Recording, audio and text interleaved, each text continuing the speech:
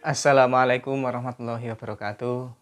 Pemirsa channel YouTube Khalid Amrullah, jumpa kembali dengan saya. Kali ini saya ingin mengupdate tentang perkembangan dari operasi ambeien yang saya alami, dan saya ingin menjawab ataupun memberikan informasi dari beberapa pertanyaan teman-teman yang itu ada di YouTube ataupun yang WA langsung kepada saya.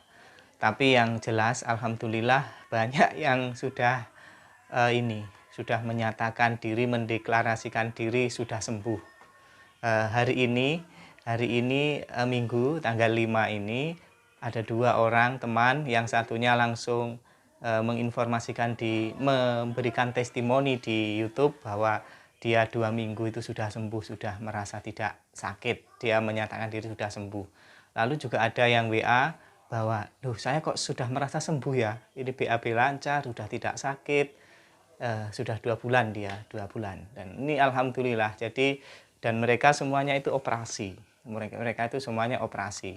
Saya belum punya teman yang tidak operasi kemudian diskusi kemudian menyatakan sembuh, atau mungkin dia memang tidak merasa berkepentingan untuk berdiskusi dengan saya karena memang barangkali saja karena tidak operasi. Nah, saya ini lebih ke fokus yang sudah operasi atau yang mau punya niat kuat untuk operasi tapi masih takut-takut dengan isu-isu, dengan anggapan-anggapan bahwa operasi itu tidak menyembuhkan tapi malah menambah sakit. Nah, itu silahkan dipikirkan dulu. Jadi kita atau kami-kami yang sudah operasi ini tidak pernah memaksa saudara-saudara yang sakit ambeien untuk operasi, tapi kita hanya memberikan gambaran lain ataupun testimoni ataupun pengalaman. Jadi bahwa operasi itu tidak sehoror yang dibayangkan pada akhirnya ya. Kalau toh dalam proses perjalanannya 1 bulan, 2 bulan, 3 bulan, 4 bulan, 5 bulan itu ada yang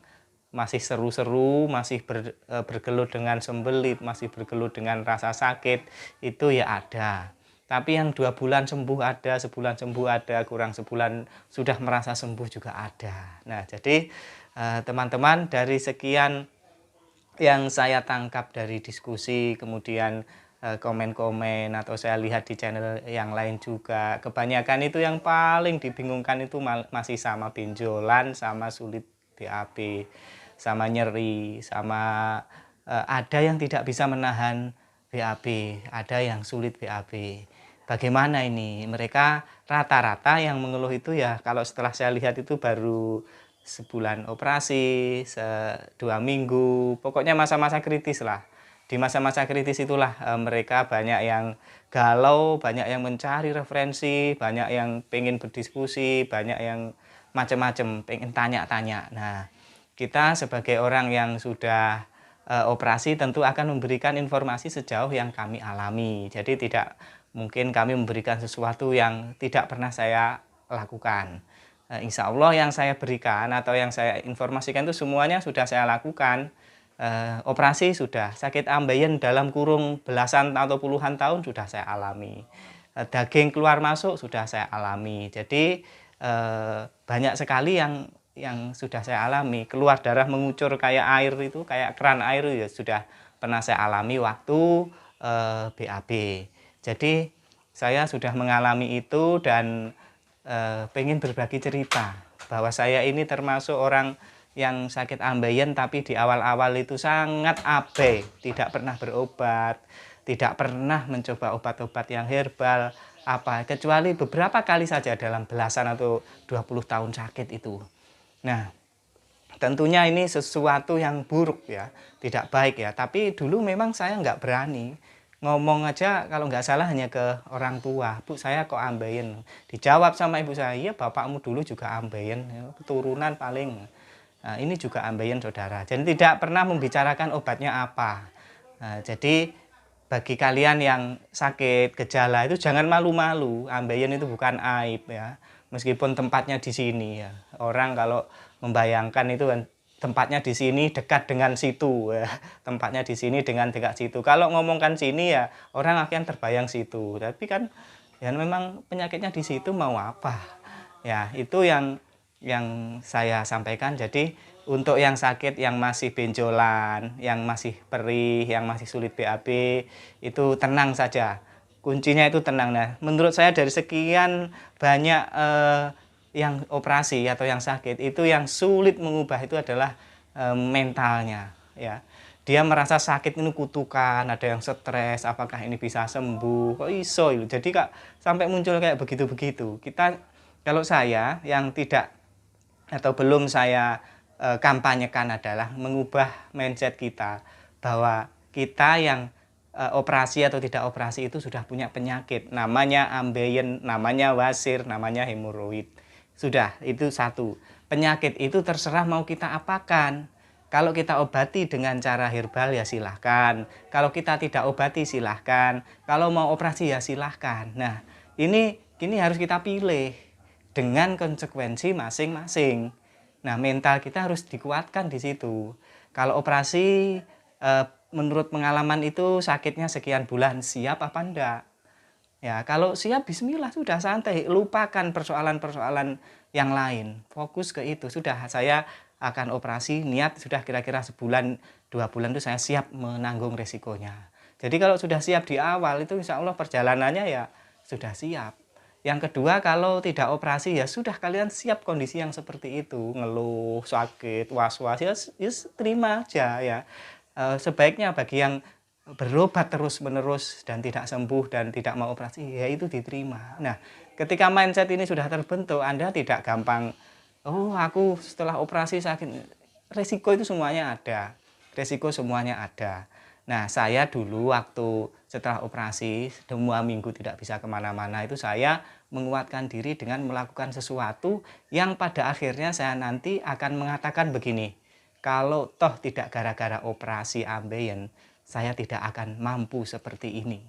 Nah, seperti ininya itulah masing-masing orang beda. Misalnya ada yang skripsi nggak selesai-selesai atau mengejarkan tugas nggak selesai-selesai gara-gara ambeien, banyak waktu di rumah, banyak ini tiba-tiba selesai.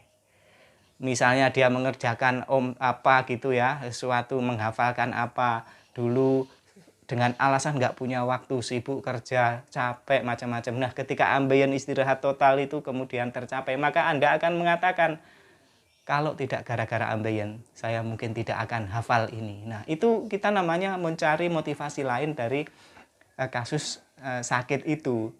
Ini yang selain obat ya, ini kayak saya lebih ke bukan memotivasi Anda ya, menceritakan pengalaman saya seperti itu. Saya melakukan sesuatu yang itu sudah saya cita-citakan sejak lama sekali, yaitu menghafalkan sesuatu. Saya selalu beralasan, waduh sulit ini dihafalkan, aduh nggak sempat ini, waduh kok angel ya.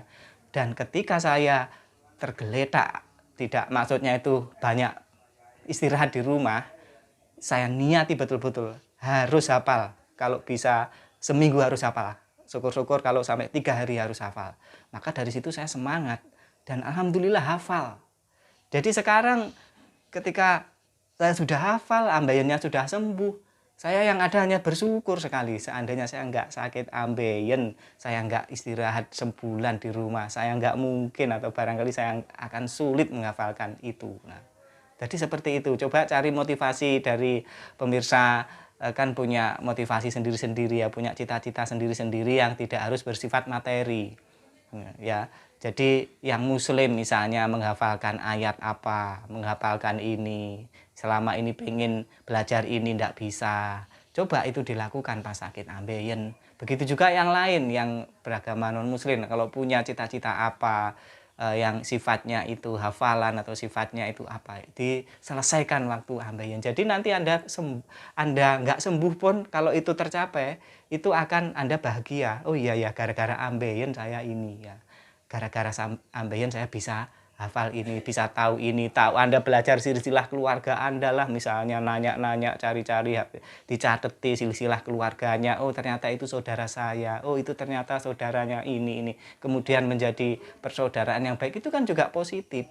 Jadi lakukan hal-hal seperti itu saran saya. Selain kalau bab yang benjol itu gimana, saya selalu menyarankan itu nanti akan kempes. Kalau saya obati dengan ini minyak tawon. Kalau berdarah kayak BAB-nya ada darah-darahnya gitu, saya kasih betadin. Kalau sembelit saya minum pencahar, kalau pencahar nggak kuat saya minum saya masukkan yang dari belakang itu. Saya juga minum jus, minum apa namanya, kadang-kadang Yakult, kadang-kadang apa namanya, minum buah-buahan ya, sorry, buah-buahan, makan buah-buahan dan menghindari masakan-masakan yang rendah serat. Itu aja persoalannya. Sulit BAB, saya ini yang kadang-kadang masih muncul lagi itu adalah sulit BAB. Sekarang saya sudah tahu tekniknya. Hari ini saya sulit, maka tidak saya paksa. Sudah, meskipun perut rasanya keluar, saya biarin saya istirahat dulu. Rebahan, melupakan yang terjadi tadi. Kita WA-an, delok YouTube, gitu-gitu. Nanti mau lagi biasanya sudah yang jilid kedua itu biasanya udah keluar. Jadi santai saja, jangan diselesaikan di jilid pertama yang sulit dipaksa-paksa, enggak, ditahan dulu sambil WA-an lah, lihat YouTube saya kayak atau apalah, subscribe kayak gitu kan. Nah nanti setelah itu lupa, tiba-tiba kita pengen BAB lagi, insya Allah yang jilid 2 ini akan keluar. Itu ya sudah beberapa kali saya praktekkan. Jadi jangan dipaksa harus keluar pas Anda jongkok di toilet, jangan. Kalau memang sudah setengah jam atau merasa ini nggak sulit, ini udah istirahat dulu aja, break istilahnya, di breaknya ya. BAB itu ada breaknya juga. Ini kalau nggak ada, kalau bukan orang ambeien nggak nemu ini ada kok BAB kok break juga. Jadi seperti itu ya. Bagi yang sulit sembelit, kemudian benjolan, nggak usah takut. Bagi yang oh nanti kecil, nggak, saya dulu segini loh ya, BAB itu segini, sekarang sudah segini lebih, sekarang sudah enggak saya businasi juga, saya habis pasrah saja, pokoknya bisa keluar itu sudah nikmat yang besar. Saya pikir enteng aja seperti itu. Gitu ya, saudara-saudara. Nanti saya akan upload lagi beberapa hari lagi, tepat setahun saya ambeien. Terima kasih atas perhatiannya. Meskipun ini tidak terlalu penting, tapi saya kira ini sedikit memberikan hiburan ya. Oke, mohon maaf kalau ada kurang lebihnya. Assalamualaikum warahmatullahi wabarakatuh.